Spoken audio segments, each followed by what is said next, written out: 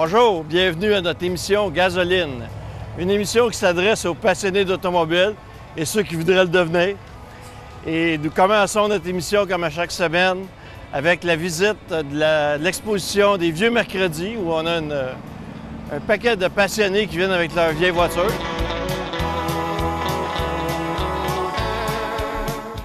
Ensuite, nous parlerons des freins automobiles. On verra un petit peu comment ça fonctionne et pourquoi il faut les nettoyer. Et nous finirons notre visite dans un atelier qui s'appelle TNT, qui sont des maniaques de lumière, éclairage, d'ailes et qui font aussi l'entretien des voitures anciennes.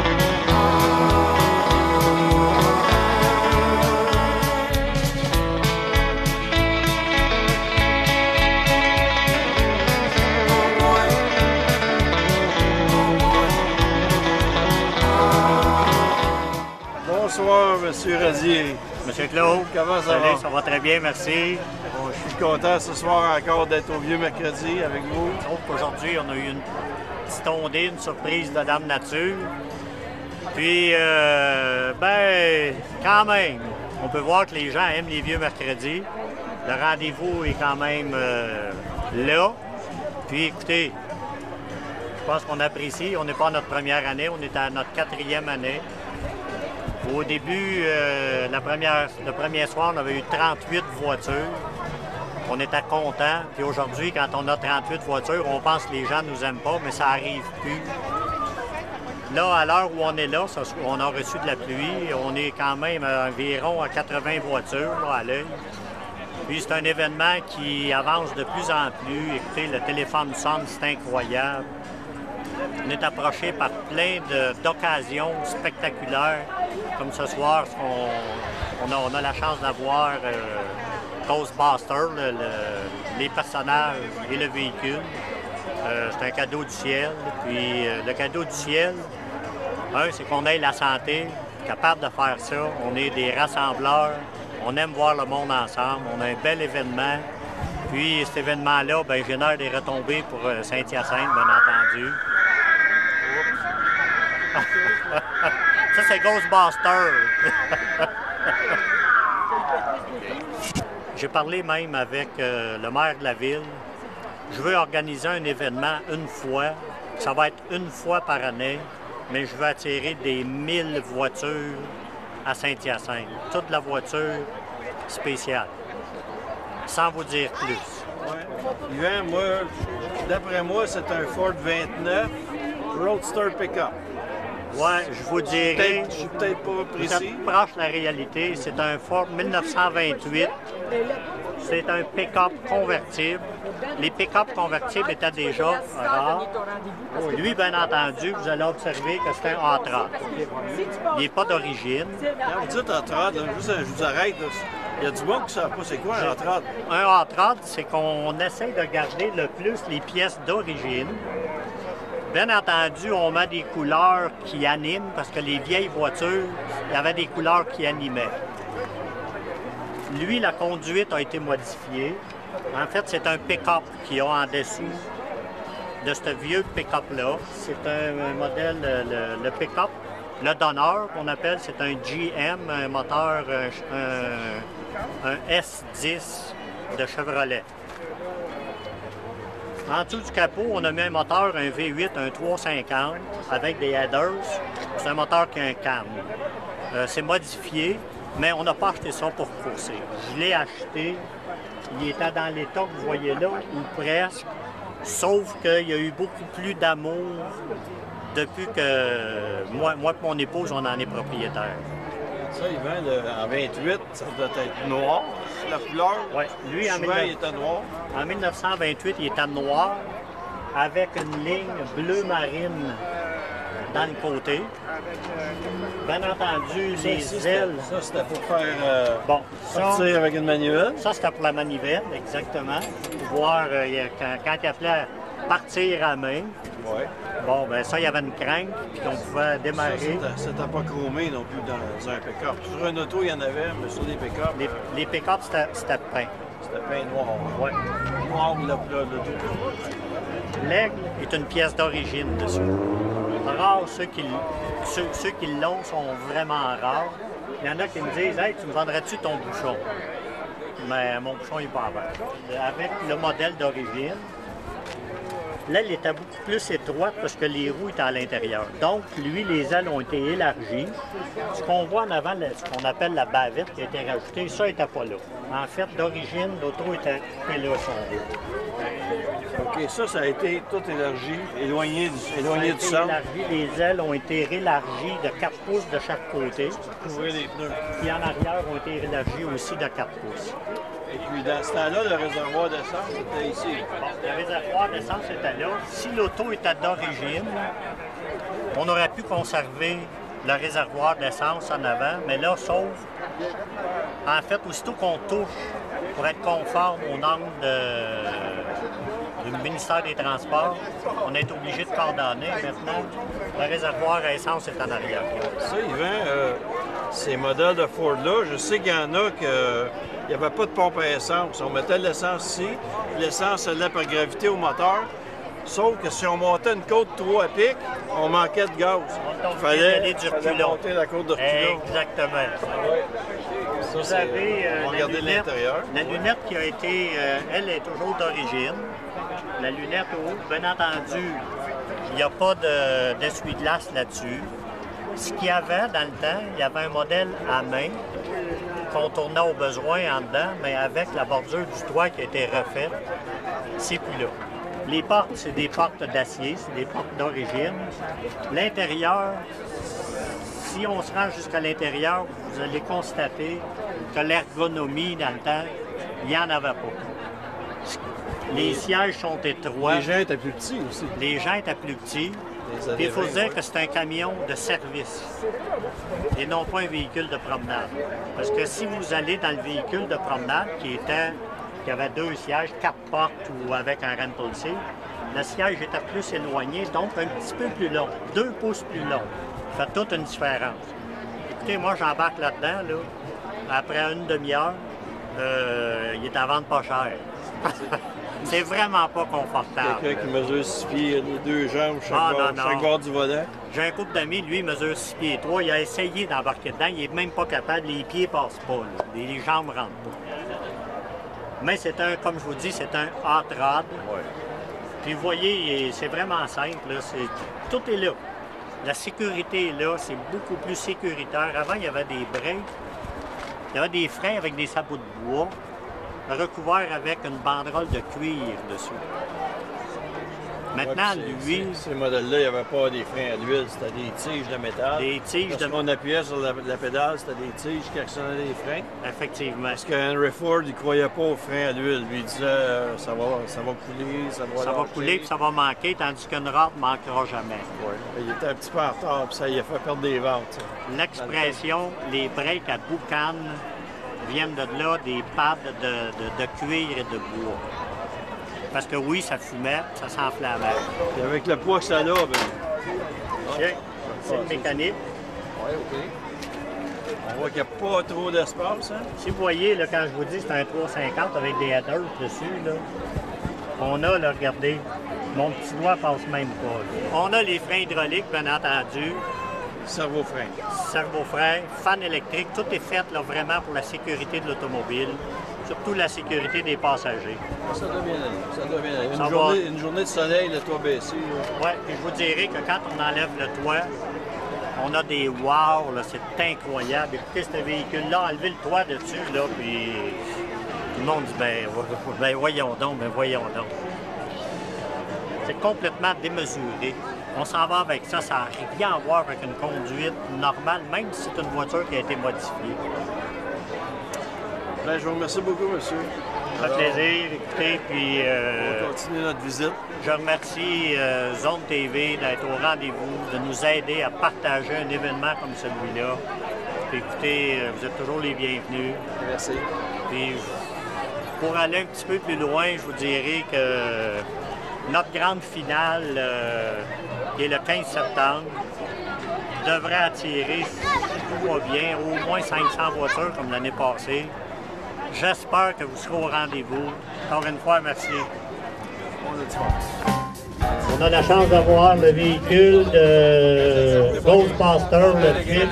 Profitez de l'occasion pour venir vous faire photographier avec le véhicule. C'est la seule fois de l'année qu'on peut l'avoir. Profitez de l'occasion, les gens de TNT sont ici. Nous, on a modifié le véhicule, on a fait l'installation électrique pour que le véhicule puisse faire des parades, faire des journées complètes d'événements avec une partie de la mécanique. Là, ça a donné que cette semaine, il était à notre atelier TNT Pro Custom. On l'a amené ici au Vieux Mercredi pour la présenter aux gens de la région. On a tous les équipements aussi, comme les mêmes équipements que le film. On remercie M. Lamontagne des salons funéraires Thériault qui nous a prêté le véhicule ce soir pour pouvoir le présenter.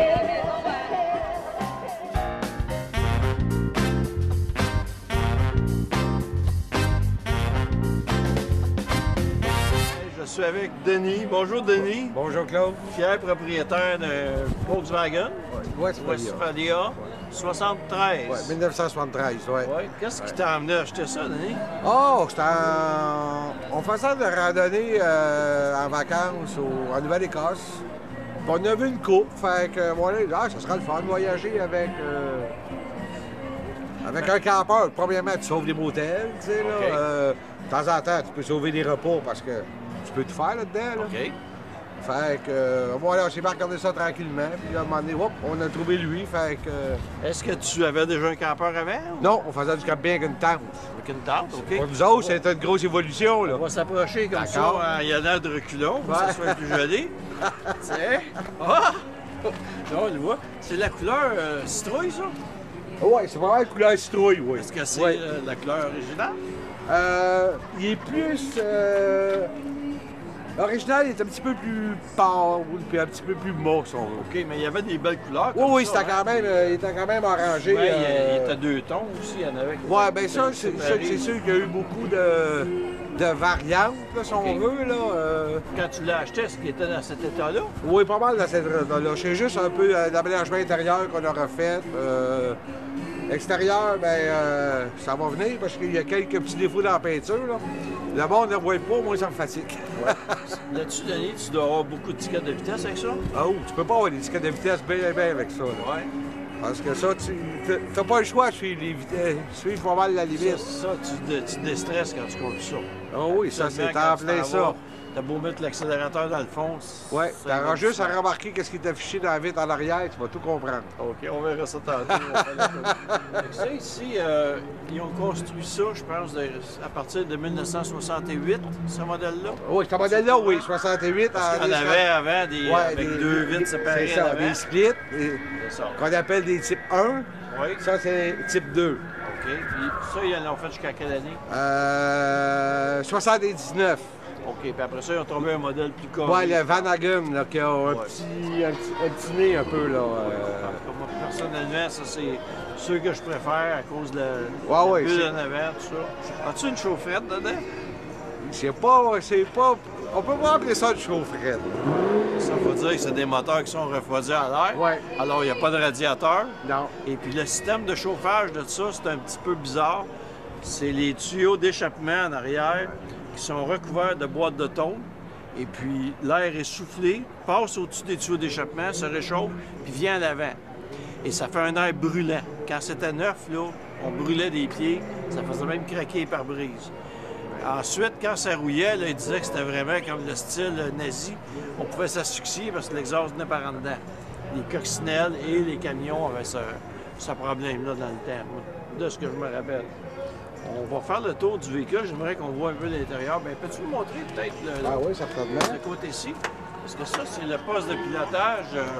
Un peu, on a l'impression de conduire un autobus. Ouais, c'est un peu le... Ce qui est le fun, c'est pas un gros véhicule, mais on a l'impression de conduire de quoi de gros. Ouais, parce que la façon qu'on est assis, on est haut. T'es assis sur les roues. On est en avant des roues quasiment. Le volant est comme ça. On a une bonne visibilité.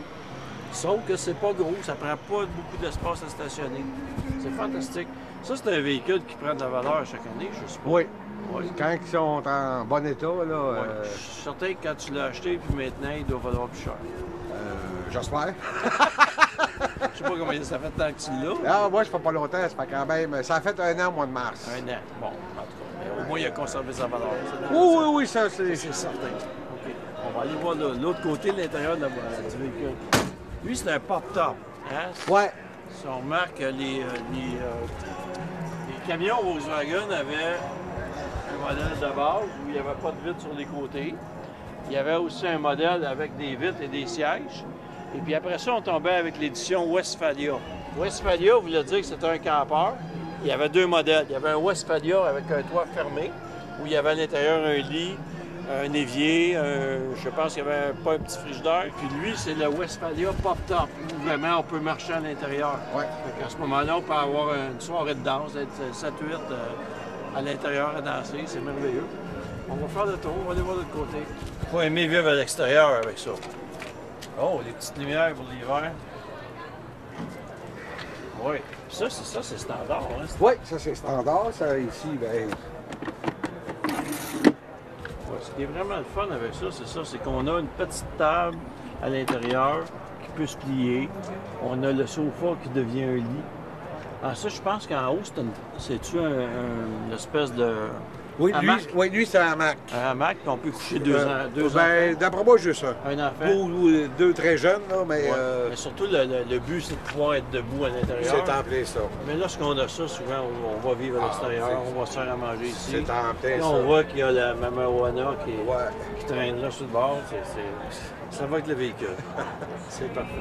Ça, c'est un état d'esprit là-dedans, quand on se promène. Bien, c'est un peu, c'est une culture, si on veut. Hein. Ouais. C'est une culture Westphalia, c'est un peu comme. C'est sûr, dans ces années-là, c'est plus l'époque. Woodstock. Ouais, peace and love. Woodstock. Oui. Se partir avec ça, c'est partir à l'aventure. Oui, et puis c'est pas une conduite comme un véhicule standard. Tu sais, là, faut que tu sois relax. C'est ça, c'est plus lent, C'est moins... pas fait pour faire la vitesse. C'est difficile de prendre l'autoroute avec, avoir assez d'accélération pour prendre l'autoroute. Faut pas qu'il y ait trop de circulation. Mais ça, l'autoroute, c'est pas si mal quand tu es sur le plat. Oui. C'est sûr, si t'as une côte à monter, là, tu te prends une petite aide d'aller. Oui. Bien, moi, je me rappelle avec j'ai eu un vent de face en Saskatchewan, puis il a fallu que je la traverse en troisième. Parce qu'il n'y avait pas assez de puissance pour aller en 4. Et puis, quand tu arrivais aux montagnes rocheuses, tu regardais la carte, tu te dis, bon, je vais faire ça dans une journée, mais ça en prenait 2. Ouais. Bon, c'est ça. Et puis là, on remarque que les premiers modèles avaient des lumières plus petites. Ça, c'est un 73, on dit, ouais. avec les lumières sont un peu plus grosses à l'arrière. C'est à peu près la seule différence. Puis on peut voir le moteur? Oui. C'est tout petit. C'est simple, et tu me dis, il a été modifié, l'injection n'est plus dessus. Les rangs du carburateur. Il a toujours été carburateur. Ah ouais? Sauf qu'à l'origine, c'était un double carburateur. Bon souvenir que j'ai dit ça, c'est que j'étais un moment donné à San Francisco. Puis ce que j'aimais, j'étais allé dans un bar, puis j'étais stationné dans une ruelle. Quand j'ai sorti du bar, je suis allé dans mon camion, j'ai fermé les rideaux, j'ai dormi là. C'était merveilleux. T'as pas besoin de squatter avec ça. Vu que c'est ça, vu que ça prend juste l'espace de stationnement d'une voiture, tu peux te placer en ville. Marc, lui, est assez voyant. Ouais, mais c'est pas grave. Tu lèves pas le doigt, là. C'est ça, ils savent pas s'il y a quelqu'un dedans. C'est ça. Tu peux C'est ça. Ah oui, oui. C'est un des plaisirs. J'ai un des plaisirs parce que. Ça, t'es fatigué le soir, tu te couches n'importe où. Tu trouves. Tu te réveilles le matin, tu ouvres les rideaux. Ah, si c'est beau. Si, c'est beau, ouais. Hey, merci d'être Merci beaucoup. C'est le fun. Bonne fête de journée.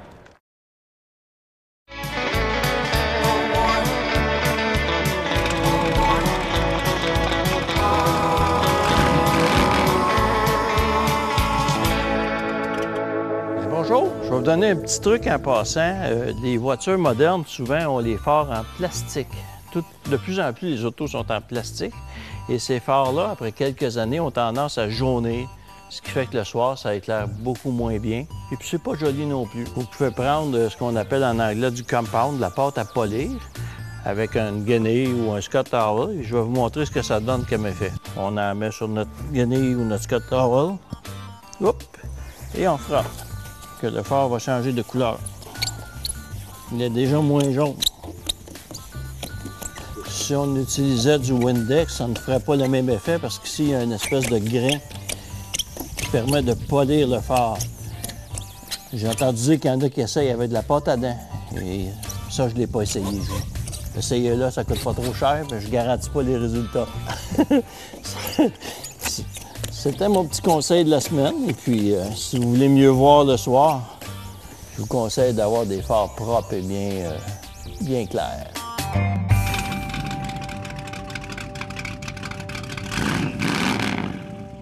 Je me trouve présentement chez TNT Pro Custom. C'est des gars bien cool. C'est des gars qui se spécialisent dans l'éclairage au DEL de toutes sortes pour véhicules, camions, remorques, tracteurs de ferme. C'est une grosse spécialité pour eux. Ils font aussi du filage. Ils vont faire du filage pour voitures antiques. Ils vont refaire des filages au complet. Ça peut être à la façon originale, avec les connecteurs originaux. Ça peut être aussi de façon moderne, avec un filage qui est caché. C'est vraiment leur spécialité. Ils font aussi de la pose de moteur, de la modification de véhicules. Il n'y a pas grand-chose qui ne touche pas.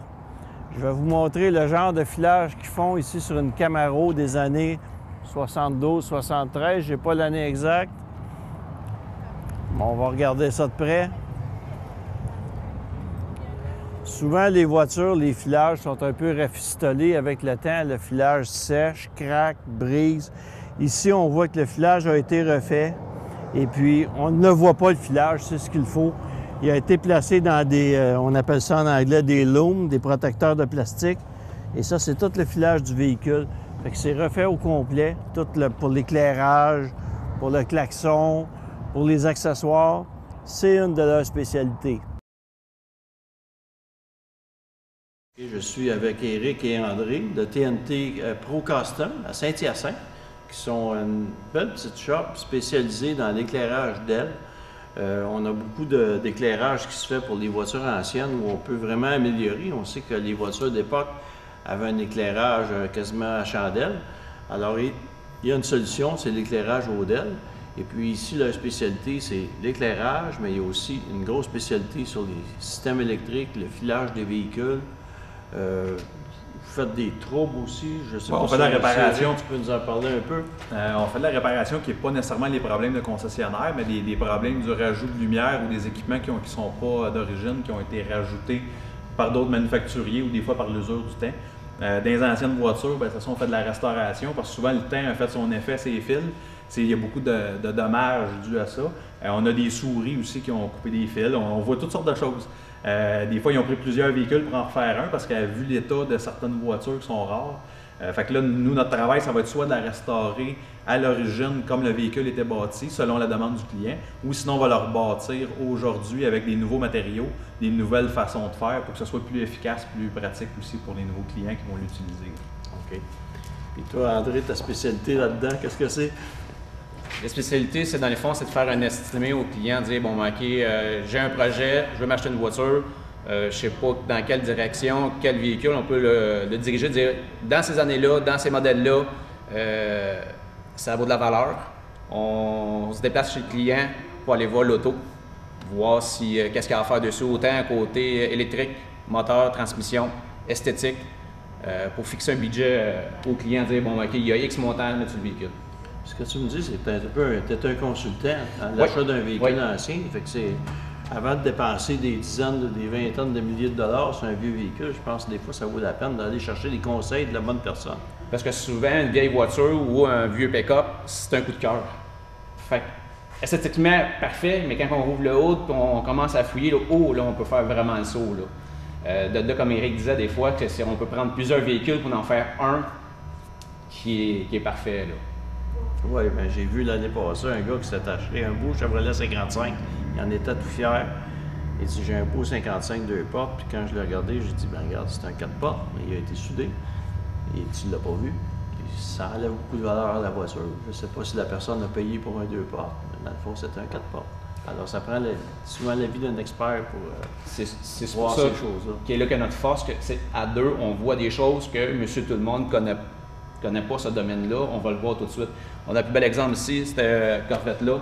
On s'est aperçu que des pièces de suspension d'une autre année. Mais c'est pas écrit dessus. C'est à force de trouver, de fouiller, qu'on s'aperçoit que bon, ben c'était une autre année. Fait que c'est toutes des surprises là, toutes les fois qu'on fait Donc, quelque chose. votre expérience rentre en ligne de compte, puis à deux, vous faites une équipe du tonnerre. OK. J'aimerais ça maintenant qu'on regarde un peu les véhicules que vous avez ici, si c'est possible. Bon, un autre projet qui est en cours ici chez TNT Pro Custom, c'est cette belle Chevrolet Impala 1962. Une belle restauration. Ça va être un Pro Mode. Et puis, je regarde ici, puis tout ce que je vois, j'aime ça. Premièrement, là, on a pensé à la sécurité. Regardez les lignes à frein, tout a été refait, c'est flambant neuf, là. Ça, il y a des gens qui vont réparer des voitures anciennes puis qui vont laisser les anciens tuyaux. Puis ça, à un moment donné, là, c'est un suicide. Tu arrives, tu pèses sur la pédale à frein, il y a de la corrosion dans le tuyau éclate, t'as plus de frein. Les tuyaux de frein en caoutchouc, c'est neuf. On remarque les pièces de conduite ici sont neuves. C'est mieux. Il y a un beau V8 là-dedans. Je ne sais pas combien de chevaux. Autour de 300, 330. 330 chevaux, moteur à injection, V8 Chevrolet. Puis regardez ici toute la courroie serpentin, tout le système de courroie qui a été installé. Dans ces années-là, c'était une petite courroie en V qui, si on faisait tourner le moteur un peu vite, la courroie s'envolait. Ça, avec ça, ça ne débarquera pas. Puis ça peut permettre de faire tourner plusieurs équipements. On a la servodirection, l'alternateur. Ici, je crois que c'est l'air climatisé, si je ne me trompe pas. C'est une très belle installation qui est compacte et qui est bien faite. Hey, je vous remercie, les amis. C'est vraiment, vraiment agréable de nous avoir reçus. Puis j'aime ce que vous faites. Moi, vous me faites triper. C'est très, très bien votre commerce. Puis, en plus, vous aimez ça. Puis, je pense que les clients qui viennent ici sont entre bonnes mains. Tous les jours, c'est un nouveau défi.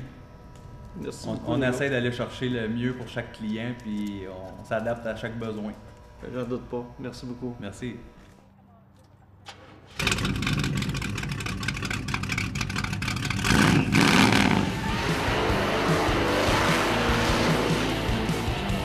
Alors voilà, ça complète notre rendez-vous pour cette semaine. Alors on se revoit la semaine prochaine.